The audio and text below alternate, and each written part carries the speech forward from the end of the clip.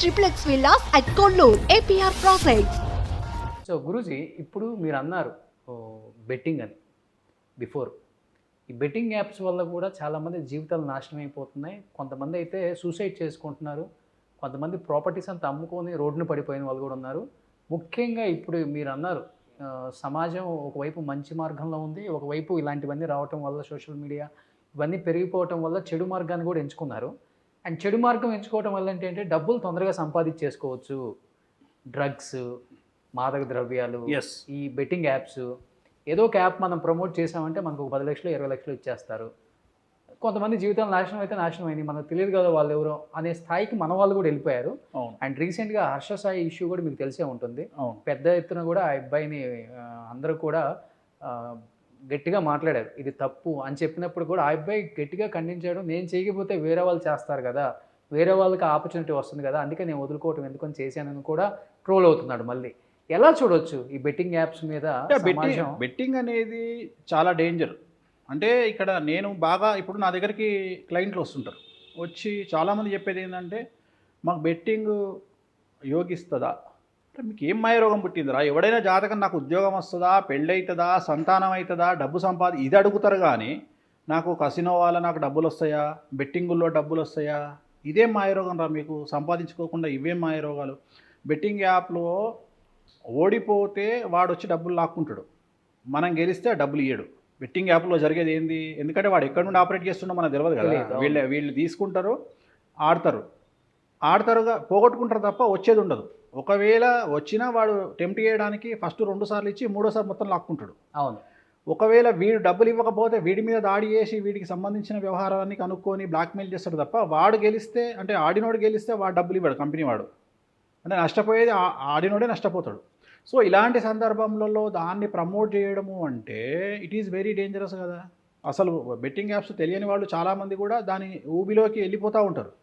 Betting apps ఒకటి present నేను నా దగ్గరకు వచ్చే క్లయింట్లలో బాగా సమస్యలు ఎదుర్కొంటున్న వాళ్ళు బెట్టింగ్ యాప్స్ వల్ల మోసపోయిన వాళ్ళు ఒకటి, రెండోది హనీ ట్రాప్లో ఇరుక్కున్న వాళ్ళు ఒకళ్ళు. ఈ ఇద్దరు నా దగ్గరికి చాలా ఎక్కువగా వస్తున్నారు. So it is very dangerous. ఎలా బయటపడేది వాళ్ళు?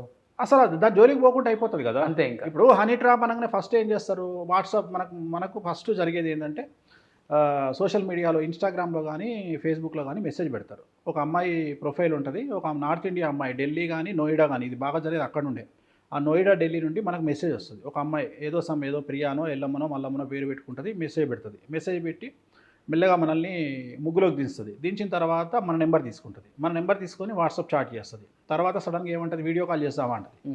వీడియో కాల్ చేద్దామనగానే మనోళ్ళు సహజంగానే బ్రహ్మకైనా పుట్టు రిమ్మ తెగులు అని మనోళ్ళు ఉపకారం తింటారు కాబట్టి మగవాళ్ళు ఏమవుతుంది జనరల్గా టెంప్ట్ అవుతారు. టెంప్ట్ కాగానే ఏం చేస్తుంది, న్యూడ్ చాటింగ్ చేద్దామా అంటుంది.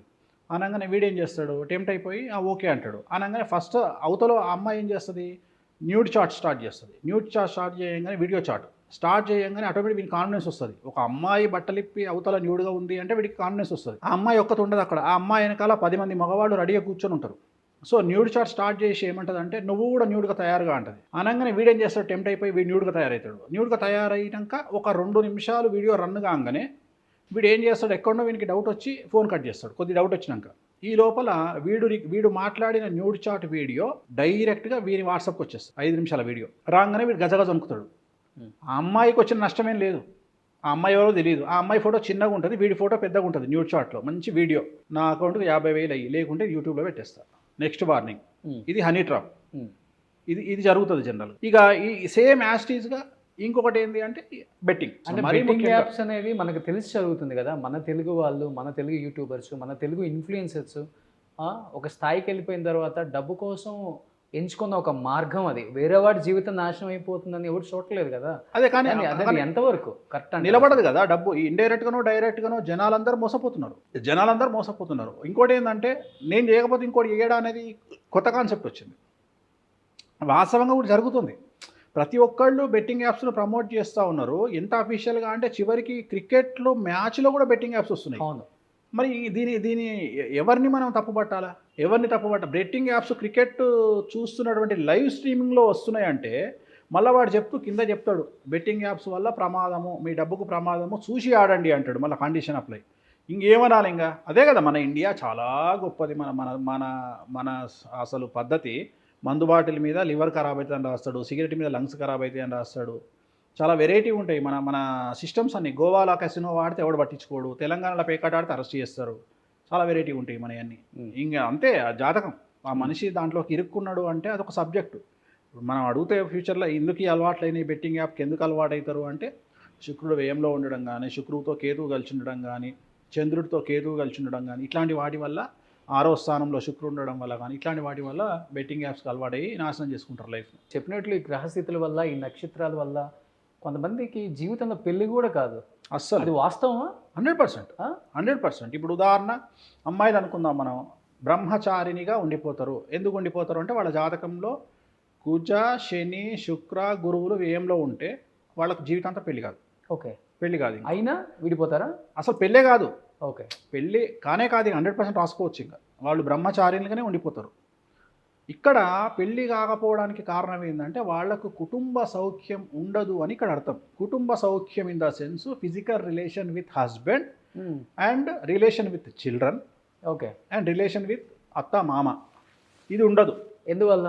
ఆ జాతక ప్రభావం. గురువు ఒక రకమైనటువంటి యోగాన్ని ఇస్తాడు, అవయోగాన్ని ఇస్తాడు వ్యయంలో ఉండడం వల్ల. శుక్రుడు ఒక రకమైన అవయోగాన్ని ఇస్తాడు, అండ్ కుజుడు ఒక రకమైన అవయోగాన్ని ఇస్తాడు 12వ స్థానంలో ఉండడం వల్ల లగ్నం నుండి.